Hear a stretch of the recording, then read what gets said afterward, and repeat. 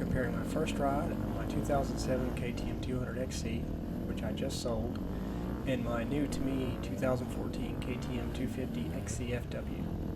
This is somewhat of a different size oranges comparison, but I wanted to compare the differences in going to a newer bike and to a four-stroke. I'll be posting more extended reviews soon of both bikes, but wanted to post this comparison first. This is on the family trail at Brushy Mountain Motorsports Park. This is a fairly straightforward double track trail that only takes about 10 minutes to ride and puts you back at the parking lot. It's a fun ride and a great trail to warm up on. The XC is on the left. The XC ride happened in February of 2018 with the recent rain. The XCFW is on the right. This ride occurred in June of 2020 in dry and dusty conditions. I felt much more comfortable on the first ride on the XCFW compared to my first ride on the XC. The XC is a great bike. It's very light and responsive. It's perfect for hill climbs, some motocross, and rocker log hopping. I had a recluse clutch installed and it would climb a tree and never stall. I took it over some amazing enduro style stuff through riverbeds and on a local Jeep trail, and it would rock hop like a bullfrog. But it tended to feel too light and twitchy on rocky or rough trails at any kind of speed. I always felt like I was one large rock away from a wipeout when I got some momentum up. I did get more comfortable with more experience and could ride faster, but never did really shake that feeling, which I remember having in this video. I could always get on my friend's CRF 250X and ride faster with more confidence. The XC only weighs 217 pounds dry, and I'm around 150 pounds, so that may have played a factor.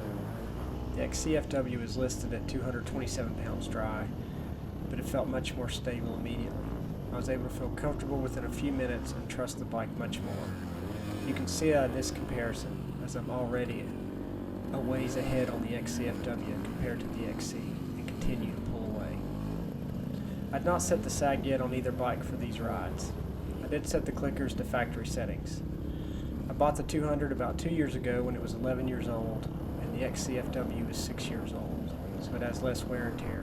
Both bikes had new tires.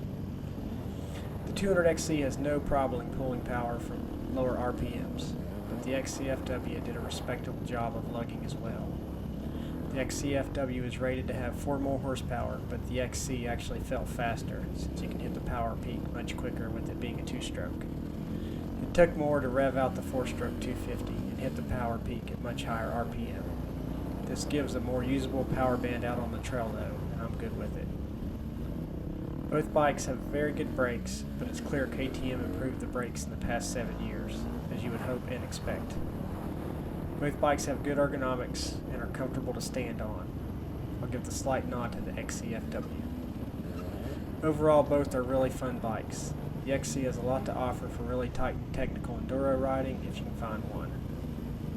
I'm looking forward to trying out the XCFW on faster flowing trails and double track, which is more of what I ride.